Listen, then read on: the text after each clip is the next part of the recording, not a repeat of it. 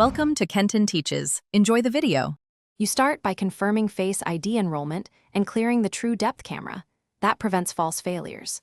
Once done, wake the phone by raising it or tapping the screen so the sensor becomes active.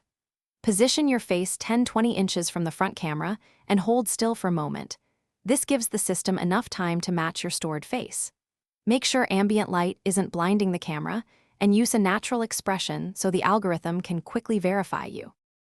Now focus on precise positioning. Center your face and keep your eyes open so attention-aware unlock works reliably.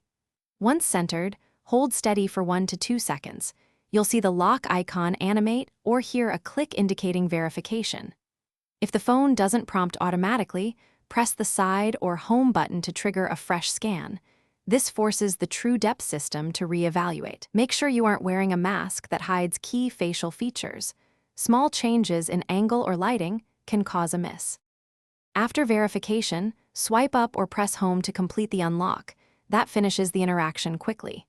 If Face ID fails, immediately tap Enter Passcode so you can access the phone and then open Settings, right arrow Face ID and passcode to check for issues.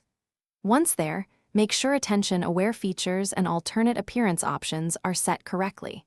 If problems persist, reset Face ID and re-enroll. This rebuilds the model with current lighting and accessories and usually fixes persistent Thanks for watching. Please subscribe if this video was helpful.